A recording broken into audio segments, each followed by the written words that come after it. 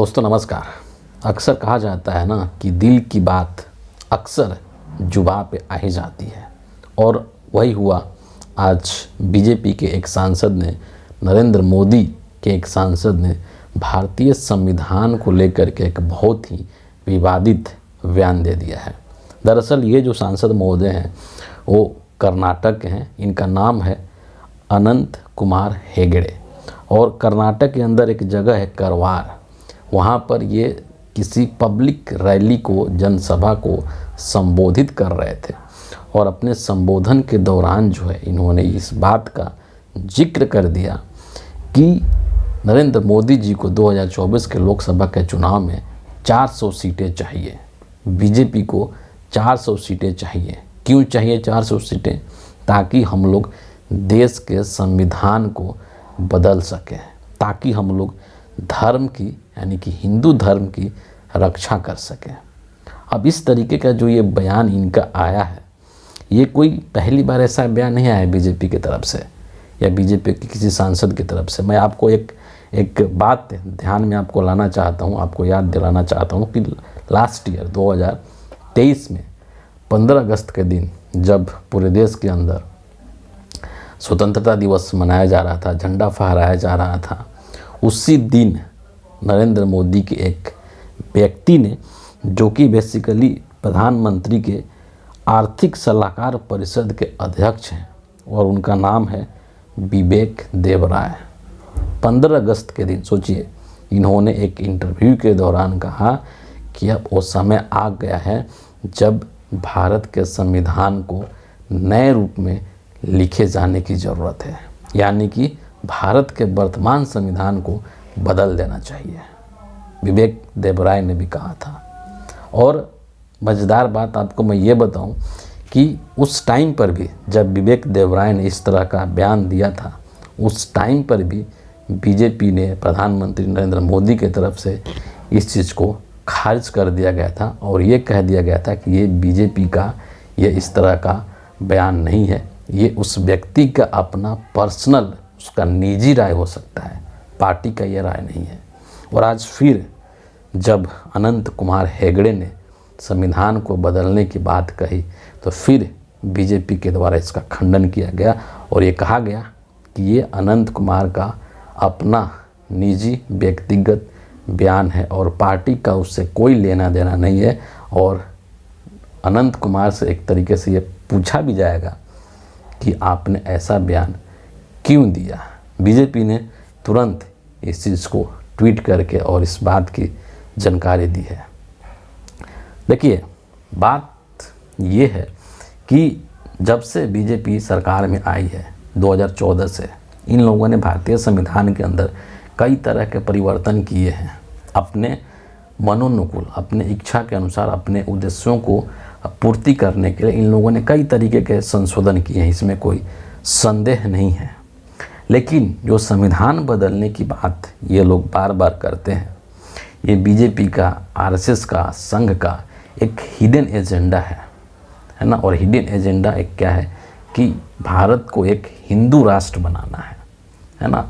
चूँकि संविधान के अंदर लिखा हुआ कि भारत एक धर्मनिरपेक्ष राष्ट्र है, उसके अंदर धर्मनिरपेक्षता शब्द उसमें बाकायदे जोड़ा गया है।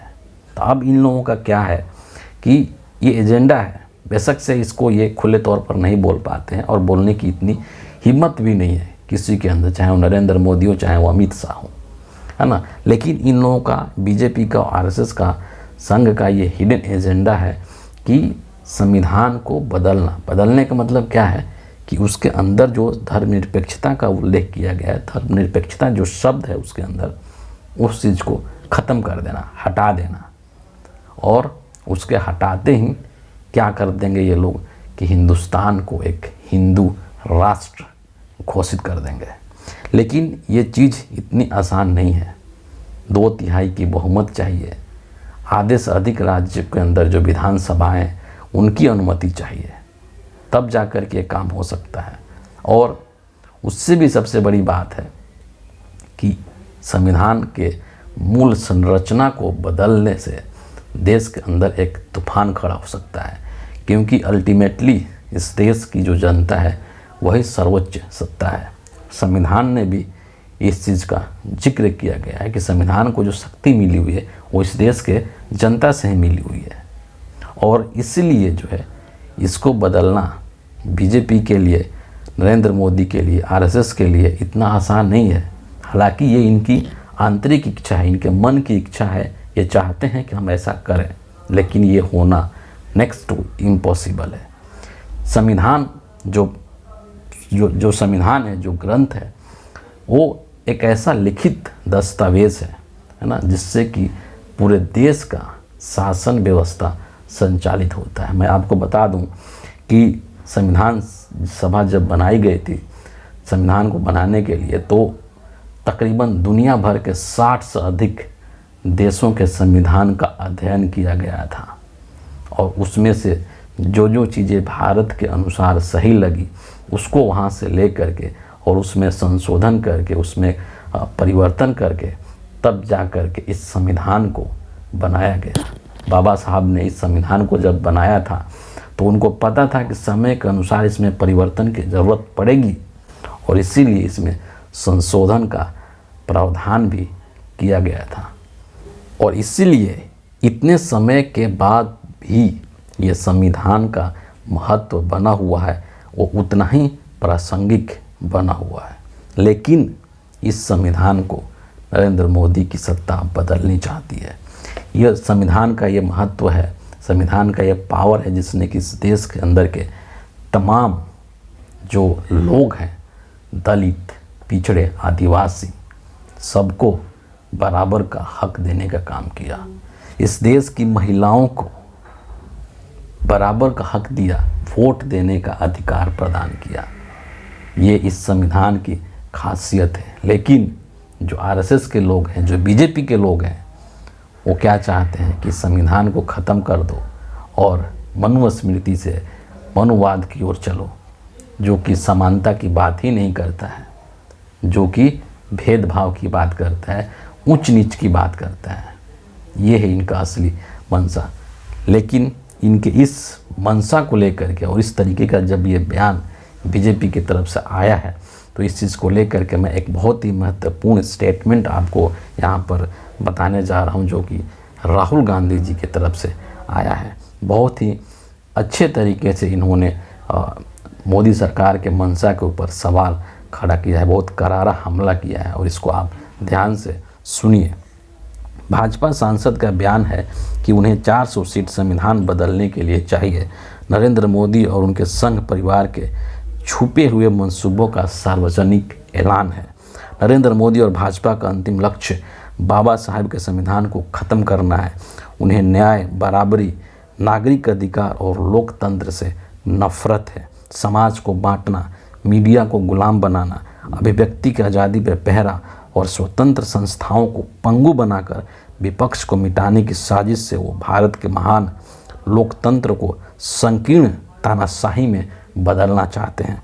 हम आज़ादी के नायकों के सपनों के साथ ये षड्यंत्र सफल नहीं होने देंगे और अंतिम सांस तक संविधान से मिले लोकतांत्रिक अधिकारों की लड़ाई लड़ते रहेंगे।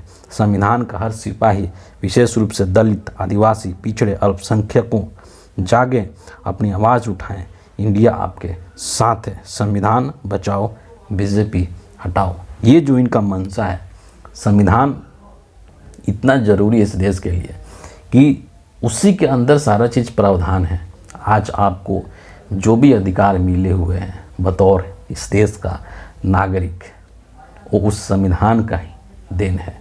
और जब इस संविधान को ये लोग ख़त्म कर देंगे तो सीधी सी बात है कि लोकतंत्र ख़त्म हो जाएगा। जो समानता की बात है, जो न्याय का बात है, वो सब चीज़ें जो हैं एक झटके में ख़त्म हो जाएंगे। और इसीलिए नरेंद्र मोदी और बीजेपी के जो लोग हैं, जो आरएसएस के लोग हैं, वो इस संविधान को ख़त्म करके और एक जो तानाशाही वाली जो चीज़ है उसको स्थापित करना चाहते हैं। आज अभी का जो सिचुएशन है, इस समय आप देखिए कि किस तरीके से देश के अंदर तमाम जो स्वतंत्र संस्थाएं होती है, जो संवैधानिक संस्थाएं हैं, जो लोकतांत्रिक संस्थाएं हैं, उनके ऊपर कब्जा किया जा चुका है ना। किस तरीके से न्यायालय के न्यायाधीश जो हैं वो अपनी नौकरी छोड़ करके और बीजेपी पार्टी ज्वाइन कर रहे हैं। किस तरीके से देश के जो चुनाव आयुक्त हैं उनको समय से पहले ही मजबूरन या दबाव में इस्तीफा देना पड़ रहा है। किस तरीके से लोकतंत्र का जो चौथा स्तंभ है, जिसको कि मीडिया कहते हैं, वो पूरी तरीके से बिक चुका है, पूरी तरीके से सत्ता की और सरकार की चापलूसी में डूबा हुआ है। तो ये चीज़ें कम नहीं हैं। सोचिए कि जब संविधान को बदल दिया जाएगा, उसके मूल स्वरूप को बदल दिया जाएगा, तो क्या होगा। जब संविधान अब इस देश के अंदर है तब तो ये हाल है कि तमाम चीज़ों को एक तरीके से मोदी ने हाईजैक कर लिया है। और जब अगर ये संविधान को ही ख़त्म कर देंगे, उसके मूल स्वरूप को ही बदल देंगे, मूल संरचना को ही, बेसिक स्ट्रक्चर को ही ख़त्म कर देंगे, तो सोचिए कि फिर ये क्या करेंगे। पूरी तरीके से नरेंद्र मोदी जो है वो एक तानाशाह की माफ़ी कि मैं ही, जब तक मैं जीऊँगा तब तक मैं ही इस देश का प्रधानमंत्री रहूँगा और मेरा कोई भी बाल बांका नहीं कर सकता है।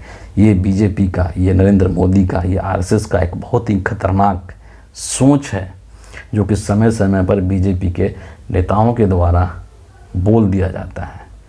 इसीलिए 2024 का जो चुनाव होने वाला है वो इस देश के लोकतंत्र को, इस देश के संविधान को बचाने का चुनाव है। और इसीलिए मैं कहता हूँ, मैं सभी से अपील करता हूँ कि सभी लोग, है ना, जिनको कि संविधान में भरोसा है, जो कि संवैधानिक मूल्यों का सम्मान करते हैं, उन सभी को मिल करके इस संविधान को बचाने की ज़रूरत है। और उसके लिए आपको अपना जो वोट का अधिकार मिला हुआ है, इसी संविधान से मिला हुआ है, उसका इस्तेमाल बहुत ही सोच समझ कर करना है।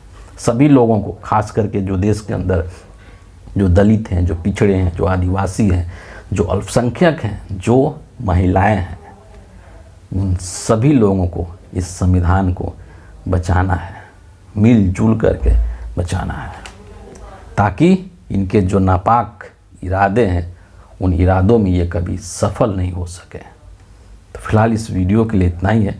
आप सभी का बहुत बहुत धन्यवाद।